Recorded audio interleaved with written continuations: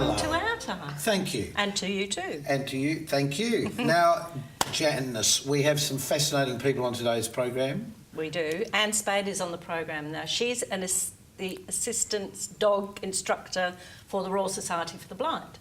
That's where Rachel Learcar got her dog. She did. Rachel had the dog on the program. Do you remember she came? Yeah, she did. I do, in fact. And we have two wonderful women, mother and daughter, to meet. Dr. Roseanne Hawke, who has been working, or was working some time ago, as an aid worker in Pakistan. And she's an author, and she's written a huge amount of books, mostly inspired by her daughter, Lenore Penner, who is also a teacher, and they both joined us. Hello, girls. Welcome to the program. You both have the most fascinating story, but we've got to talk to you first of all. Okay. Because it really began because of something that happened to you and your husband. Yes, we decided to go to do mission work with an aid agency, well, mission agency, and be aid workers then in Pakistan. Because you're a plumber. And now my husband is the plumber, and they were building a hospital. And you're a teacher. And I'm a teacher, and they needed a plumber and a teacher, first of all in the UAE, but they sent us to Pakistan first to learn the language because my husband's work group were all going to be made up of Pakistani men to do the plumbing in the UAE. Was that difficult to learn Pakistan, the language? It was. How long did it take? We were there nearly 2 years, 18 months, first of all, doing the language study. Yeah. We did fail our first exam, but we could still make friends, and I could buy vegetables. After a year, it took a year to learn enough language to feel secure in Pakistan, and it made me just realise what people would feel like when they came here and didn't have English. Yeah. It was amazing. But there's two different types of ways to learn. Dad, he could not do it by writing. He would go to the bazaar and he would just chat, and he'd make so many mistakes and everyone would laugh, but he would learn and earn the respect of the locals. Yes. Whereas Mum is the book type person, and she could do it, and she can write perfectly, and so she'd got all the grammar correct, but Dad actually had the local slang, which was interesting. That's a good way. It's a way of coping between the two of you. And probably with that society too, because of the men and women being sort of separated in a way. Probably the best way to handle that. Yeah. But you were only 4 at the time, but you're the eldest of 4 children as well? 3 children. 3 children. Yeah. So how was the change for you initially? Quite a shock? Well, I guess I didn't know when we were over there, and just following Dad, and he's an adventurer, and that first memory was getting there the first day after we get there. No jet lag for Dad. He finds an old bike, he finds a cardboard box and sticks it on with rope, puts me in it, no helmet. Hold on, Len, hold on, and off we went. So it was Down to the bazaar. So let's just have a look at what the countryside was like, because I find that interesting. We see a lot of documentaries these days, and we see other places in the world, but we're not really often aware of the other places, and this is just beautiful. Absolutely stunning. Yes. So could you explain where this is? This is Showground. This is up near, in the northern part of Pakistan, near the Karakoram Highway. So we would often take the children up there in their July holidays in the summer, and spend time either climbing a hill, maybe not the whole mountain. No, and we walked horses around that beautiful lakeside That's for stunning, Malouk. isn't that a With all the gorgeous snow, picture? that's amazing. And that summer, and that's supposed to be bottomless. That's Dad? That's Yeah, Dad. yeah. And mountains again, so we just loved the mountains. We lived in the foothills of the Himalayas. Wow. That's extraordinary. Did you feel the cold breezes come down from the Himalayas? Yes, especially in the winter. Yeah, sure. too. And this is just people working in a field, is that wheat? Yes, so that is, and a lot of people were still using, this is more than 20 years ago, still using very primitive ways of doing the farming, with buffaloes pulling a plough, or even a man pulling a plough. And this is Chitral. Lenore has a lovely story about Chitral, she'll tell you later. And so that Tell us the story. Yeah. Oh, well, we went to Chitral in October, wasn't it? In October, to beat the snow, right? And it was, I remember watching, I think it was Hell's West Roads. There was a TV show years ago, and this was actually one of the roads on there. And we went in there, and when we were there, it started to snow, and Dad getting nervous because we only had a Suzuki, no snow chains, no four-wheel drive, nothing. And so he put us in the back and made us sit on the back. And I thought, Dad, you know, Dad's an adventurer, isn't he? Yeah. And so I was excited. But my sister and my brother were sitting in the back crying. And Dad was like, well, be not quiet, crying, kids, but be I was quiet. looking over the side. And we kept slipping. Oh, no. And, you know, and well, I thought nothing could go wrong with Dad, you know. God's called my dad here. Everything's going to be fine with their naive child. And and was that when we made a wrong turn somewhere after we got off there? That was another day in the place, and we ended up in a training camp, one of those training camps by accident. But we got out of Trail in the end by Dad went in the van and got some huge Patan, Buktun guys to sit in the back. You paid them to sit in the back. Paid them to sit in the back to go down the mountain, and then he put us on a plane, but he didn't know the plane And got cancelled because of the fog. Now, so we were the four, so Mum, me, my sister, my brother, and of course without a male chaperone. So my brother then had to be the head, the man. How old was he? 10. Oh, wow. 10 years old. So, but because of Dad being the way that he was always in the bazaar chatting to people, so friendly. So he had made a friend. So this guy saw us there and he said to my brother, come here, you know, don't you tell your mother, your sisters, don't worry, I'll look after you. And he booked us into a hotel next to him. And so he did everything through Michael, you know, proper Because he couldn't protocol. talk to me because wow. that's not It's a proper. male-dominated society. Yeah. Women are That's not. the way we And see this it in the was West. rural, you know, in the rural, out in the sticks. Well, you just made an interesting point there. That's the way we see it in the West. How do Yes. they see it? They see it as respect and honouring women by looking after them like you would a princess if you had one at home. But as with all systems, it can go wrong, and you will get men who will decide to be domineering and beat them or whatever. But then 62 women died here so far this year. Yes. And, you know, so it happens everywhere. Exactly, yes. You know. Yes, but interesting because if we don't understand the different ways of different cultures, we've talked about this quite a bit on the program, haven't we? Yes, we have. We don't often realise Yes. that the differences balance out in different ways. It's just the differences. Even walking through a door, I would see people walking through a door. A man would open up the door and then he would go through first. And I asked someone, why is he so rude? And someone said, oh, he'd be a coward if he put his wife through the door first. There might be a man with a gun on the other side. Well, here are some of the women in... Are you there? Are you I'm on the second from the left? Yes. But these are Afghan refugee women. 3 million came across the border while we were there. And so they were, living and making... crafts and things to help themselves. It's what I'm always amazed with this is how colourful the clothing I was about is. to say that. You're They living look in the beautiful. dirt, but they look beautiful. Absolutely gorgeous. And a wedding. This is a wedding car. So weddings were fabulous. They're mostly all arranged marriages, of course. Most of the world does have arranged marriages if you think about it. But usually in a good family, the young people have a say. You know, every now and then something will go wrong, and then you end up with the excess, you know, the abuses of a system. But the system itself works well. And, Wow. So. Let's look at some more of the people because... Yeah, and the bazaars. I think... Look! What really impressed me, where are the girls? Yes. Yes, that is, yes, there's a few. There's a few with the heads covered. Oh, yes. Yeah, but Well very covered covered. and not as obvious. That's it. I mean, Lenore wore shawls and scarves. And I actually so loved did it. I. I loved it Did you? because it stopped, you know, you kept private as well, and it was Okay. good. Yeah. Not too hot, though, when you're covered up Or like in that all the time? summer, Yeah. But in winter when it's so cold, it No, would be a it's great all way. right. Look, we should talk about your writing though, because you've Oh. written so many books, and the interesting thing is that you've stimulated a lot of the books. Well, haven't it was your fault, wasn't it? Because Yes. you started. Definitely. Your mother used to tell. Well, this is what I've heard, that your mother used to tell you stories when you were little. Yes. And you said, "Mum, you need to write these down." Because I wanted to buy it in the shop. No, first of all, I wanted it for Christmas Yeah. to read it because we went to boarding school. Ah. And so then I could read it in boarding school to myself. Yes. Did you think And, every story came out of a book that was written previously?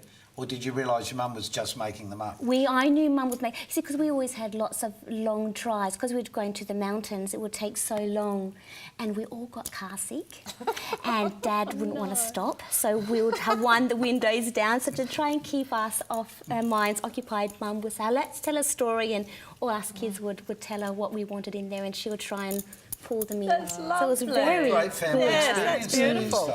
And this one that Lenore wanted when she was 13, a friend of ours had been kidnapped by Mujahideen freedom fighters just across the border in Afghanistan, and in case I forget to say, he came back fine, but she thought this would be so exciting to be kidnapped by a freedom fighter. I said, no, it wouldn't. But she said, what if he was 17 and good looking and didn't use his gun much? And so she wanted a story like this. So that did end up becoming a book. Did it? Years later, when she was 18, she could walk into Dimmicks and get it after we'd come back. So What a great thing. this book that we have here, Yes. is this your latest? It is the latest. Last week that came out. Hot off the press. Hot off the press. And this is about... This is about a girl who gets accused of blasphemy, and it's inspired by a true story. So there is a lady on death row in Pakistan at the moment for blasphemy. Of course, she's innocent. But I read stories about a 14-year-old girl, a couple of different 14-year-old girls getting accused for the blasphemy. And the blasphemy law itself perhaps isn't such the terrible thing it sounds, but people are using it for terrible things. Yeah. And, Look, we've got so much more to talk about, because there's a lot of questions, I think, as Australians, we need to understand about these countries, particularly now that there's more refugees being talked about in this area. And there's fear, I think, amongst many people that these people come from somewhere else. They're all different, but of course we're all human beings at the end of the day, and there's no different store. Yeah. Could you come back next show and we could talk a little bit further? I'd like to hear a little bit more from your perspective as well. Sure. Yes. Yeah, So come back next week and Okay. we'll talk more. Very happy. Janice, what's coming up next on Our Time? What is coming up next? Peter. Yes, the guide dog. Yes. So, We'll see you in a tick. Stay with us. Peter Sellen. Hello and thanks for watching Our Time. I'm Peter Sellen, and right now I'm joined by a very special lady and a very special dog. Our Ann Spader is an assistant dog instructor from the Royal Society for the Blind. And Ann, welcome to Our Time. Thank you. You guys are doing some pretty good things with the RSL in Australia for return service people who have suffered post-traumatic stress disorder. Can you tell us what it's all about? Correct. So combined efforts with Royal Society for the Blind and the RSL, we're presenting the program Operation Canine, which is placing assistance dogs with veterans with post-traumatic stress disorder. So what are your qualifications? How did you get involved in all of this? So I actually have a degree in assistance dog education that I got back in the U.S. And for the past 3 years, I was working at Walter Reed National Medical Military Center and Fort Belvoir, working with wounded, injured, and ill service members, teaching them how to train assistance dogs for fellow veterans. And then it was also acting as a therapeutic intervention for them as well. It's pretty overwhelming because there's a lot of people that suffer from this in the States, is there not? Correct, yes. So your dog, or the assistance dogs, what's their role? What do they do? It's very client-specific as to what they do. So some of the tasks that we have been asked to train is, one of the biggest ones would be interrupting different stress cues. So some people, when they're starting to get stressed or anxious, will start giving off of cues, such as rubbing of the hands, shaking of the legs, like putting their hand in their head. And what we do is we teach the dog to identify that and then to come up and actually interrupt them. To create all the benefits of the dog. So the dog will come up and interrupt them, and then they'll start petting the dog and helping lower the anxiety and everything. We also will train the dogs for any physical needs that they may need. So the dogs will learn to pick up dropped items. They'll search for misplaced items such as phone, keys. Prince has learned how to open up the fridge and get a water bottle and bring it to his veteran. So if he ever needs to take medication or anything like that, Prince is able to do that as well. So it's a fairly complicated task to train them. How long does it take to train a dog like Prince? It pretty much takes a village and about 2 years to train a dog to get them completely ready. All of our dogs are bred in our breeding program. We are very picky about which dogs will actually breed. Really calm temperament, mild-mannered, everything. At 8 weeks old, they go out to what we call our puppy educators, and it's their job to raise and socialize the dogs as much as possible. So they take them to the grocery stores, movie theaters, on trains, planes, buses, everything like that. And then they also just teach them basic obedience and how to live in a family environment so they're not in the kennel constantly. And then at about a year to a year and a half, they'll come in for refined training, which at that point we'll look at every dog and we'll assess them to see what role they might be best suited for. So some dogs will be guide dogs and some dogs will be the assistance dogs. And then at that point it takes about 3 to 6 months to teach them the specific tasks that the veteran wants. So the trainer, maybe you has to have a lot of patience as well, I guess. Yes, yep, a lot of patience. That's also one of the things that the dogs can help with, though, is with emotional regulation and patience. For whatever reason, someone who may have a temper or anything like that is a lot more willing to wait out a dog, which then gives them that skill set to work with their kids or work with their spouse. Okay, so when they are given a dog, a Prince is obviously just near the end of his training. How long do they stay with the particular assignee, the person that they've been given to? So it's a lifelong partnership. Most of the time what we hope for is about 8 to 10 years of a working career for the dog. Each dog is assessed throughout their life just to see if it's time for retirement or not. When the dog does need to be retired, then they are welcome to stay with that veteran and just not assist them on a day-to-day basis and not go out in public. They would just be a pet, or we'll find them a home if they're unable to keep the dog as just a pet. So are you asking for people to offer up puppies that might be suitable, or how does the recruitment go, if you will? Yep, every once in a while we will get some dogs that are donated to us, but for the most part we do our own breeding. Oh, okay. So when all of the dogs are bred in our program, we usually earmark a couple of them that we say we want to not necessarily place as a guide or assistance dog, but that we actually want to breed. And they usually have the best temperament because that's what we're trying to pass on. So for the most part, it's all of our breeding dogs. So it's a big job, and obviously a lot of people have come back from Afghanistan, the Middle East, and wars in Iraq, and also that sort of thing. Is it a bit overwhelming? I mean, obviously you've got to start somewhere, and you've been doing this for about a year now. How do you envisage the program expanding in the future? It's actually growing pretty fast. I do have a cadet now that's training underneath me, so hopefully once she's ready to start training the dogs as well, we'll be able to place more. We have 4 dogs going out within the next couple of months, and the interest just continues to grow. We're actually presenting to the RSLs at a national level as of tomorrow, and looking to launch the program interstate. So liaising with them and yourselves, how do you choose someone who's a suitable candidate to have one of these dogs? So it all starts out with the veterans are DVA clients, and then they actually go through a referral process through through VVCS, and at which point, if they think that they might be a suitable candidate, they pass their information on to us. We then go out and do a thorough assessment we get to see, where they live, meet their family, meet any pets that they may have, ask them a whole bunch of questions about their lifestyle, things that they currently do and things that they want to be able to do, whether it's, going to the movies. They don't feel comfortable going to the movies now, but they think with a dog they would be able to. At that point, and then we also ask what they want the dog to be able to do for them. Okay. At that point, we either decide, yes, we would be able to train a dog for you, or, no, we wouldn't be able to. And then they go on a waiting list. So it is a pretty thorough process. Yes. Once on the wait list, it's not a matter of first come, first serve. It is a very thorough process of making sure we find the exact right dog for them. So it may be that someone comes on the wait list and I say, I have a dog ready for you immediately, because the dog can perform the tasks that they need, but also meet the same type of lifestyle. Well, they have to be familiar with the person they're with, obviously, and get used to them as well. Yep. And so it's actually a 2-week training process once I have a dog that they're matched with. So they'll come and we'll usually do like a class of a couple of people, and we'll train them on how to train their dog and how to work with their dog. So if they have another pet, for example, that doesn't preclude them from getting one of your assistance dogs? Like Nope. they have another dog or something? Yeah, yep. Prince has actually been matched to a client, so we're just finishing up some of the specific tasks that he wants. But that was one of the first things that we did when deciding if Prince would be right for that client, was actually take him to the home and have the two dogs interact and meet and just see if they would be all right together. Now, what are the costs involved? I mean, does the government take up the slack? Is it the RSL or the RSB? How does that work? It's a combined effort between the two. RSL has been great with doing a lot of fundraising and promotions and just education about the program. Finished product of a dog is about $25,000. So that's how much Prince is worth, and it's all of the breeding, it's the raising, it's the training the volunteers, it's my training, it's the shots and the veterinarian care and all of that stuff. So, yeah. So at the moment, so you're starting small. There's you, and you've got someone you'll be training. Do you figure that it's going to be more and more people get involved with this as the years go on? It's obviously a lifetime. Yeah. Yes.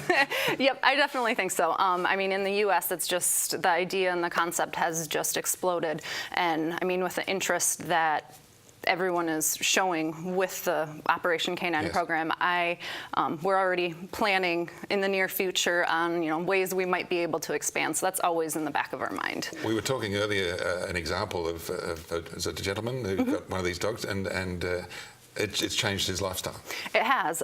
So he was one that had gotten one of the first dogs that we placed.